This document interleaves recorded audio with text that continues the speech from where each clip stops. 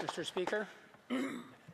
I rise today to speak about a region that is often overlooked in national conversation, but is in truth central to the future of Ontario and Canada. The history of the Kapuskasing-Timmins-Mushkegowuk riding, one of the largest in Canada, is a story of resilience, hard work, and vibrant cultural heritage, forged by people who built not just industries, but lives, families, and futures in the North. The riding is not simply a geographic expanse in Northern Ontario. It is a living and working landscape that tells the story of Canada's development. It is its natural wealth, linguistic diversity, and enduring relationship with its resources. This is not a region on the margins. It is a region that has long delivered for the country and stands ready to lead again. Monsieur le Président, la circonscription de Kapuskasing-Timmins-Mushkegowuk est une terre d'endurance, de fierté et de solidarité.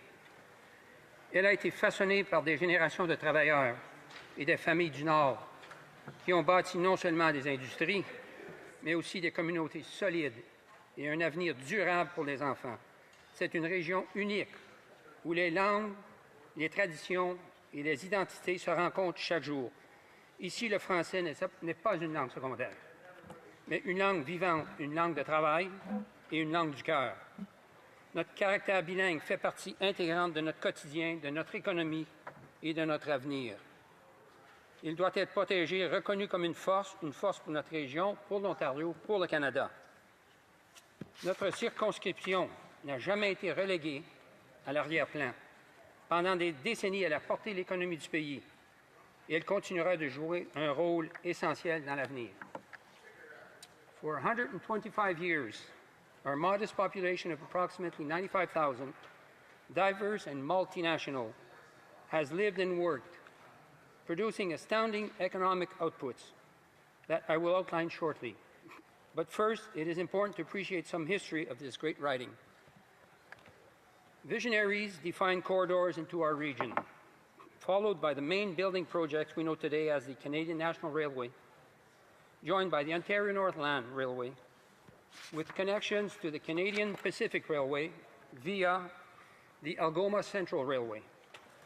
In building this infrastructure, our forebears discovered the sheer vastness of the riding, stretching from Atlantic to Arctic watershed, blessed with healthy boreal forest. Soon it became clear that the riding's 5 major river basins could thunderously generate over 4 gigawatts of sustainable hydroelectric power. Approximately 850 megawatts of that power has supported forestry, mining, industry, local communities. Most importantly, these basins continue to provide renewable, pollution-free energy. As the railroad advanced, farms and communities developed along the lines, supplying and servicing an industrious population. Prospectors followed, discovering an extraordinary wealth of minerals. 3 major paper mills supplied U.S. markets, including the New York Times, with newsprint, and even America's first Kleenex, which was produced in Kapuskasing. Peu de temps après, grâce à l'appui visionnaire du gouvernement, le projet de la route transcanadienne a permis à cette infrastructure de traverser la circonscription. Commencé dans les années 1950, ce projet de construction nationale reste encore à être achevé, à être modernisé, afin de permettre une circulation plus fluide et plus sécuritaire. Cela dit, le corridor de la transcanadienne, connu comme le corridor 11 chez nous, a déjà favorisé d'autres innovations, qu'il s'agisse du transport d'énergie, des pipelines, des communications ou de la logistique de la chaîne d'approvisionnement qui se sont développées tout le long de son tracé. These achievements were possible thanks to the guidance of the First Nations, the vision of risk-taking entrepreneurs, the dedication of multinational Canadians, and the support of responsive governments. Over the years, Our region has hosted more than 50 mines and two of the largest staking rushes in world history, helping to build the Toronto, Montreal, and Vancouver stock exchanges. The wealth generated supported major national projects such as the financing of the construction of the Maple Leaf Gardens and produced NHL greats who became household names. Indeed, titans of the industry of the day, including the Thompsons, Eaton, Bronfman, Massey, Brookfield empires, can trace their fortunes to our region, as did the capital that spurred oil exploration across Canada. The mining sector alone has been extraordinary.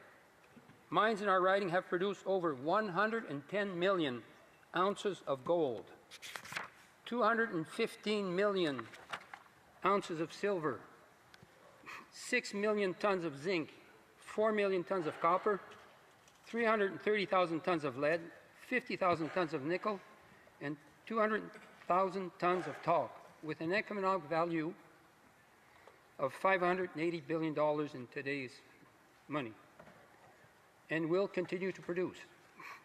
Exploration continues to this day.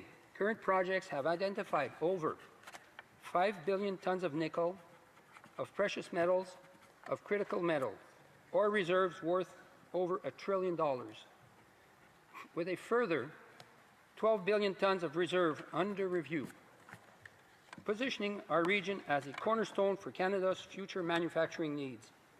These developments, extracted using cutting-edge carbon capture techniques, will contribute to reducing atmospheric carbon dioxide well into the next century. Our forests, too, have long sustainably been managed properly, with an average annual harvest of 4.5 million cubic meters from 12 operating sawmills. Modern practices and improved tree species could potentially double this harvest, aligning with Canada's climate goal and growing demand for recyclable products. For example, replacing plastic bags with paper could revive pulp production and put another line of pulp at the cap paper in Kapuskasing. Agriculture is also thriving to the tune of $140 million per year with grain, hay, livestock, cash crop, well established in the Great Clay Belt of the northeastern Ontario, with access to transportation infrastructure which provides enormous opportunities for agribusiness. Indeed, university scholars have said that the Great Clay Belt will become Canada's next agricultural breadbasket. Mr. Speaker, I hope I have convened the scale of the economic treasure box our region represents. However, realizing its full potential requires collaboration with our 11 First Nations, by working together on infrastructure, roads, energy, railroad. We can unlock jobs, attract skilled workers, and revitalize the 46 communities of the riding.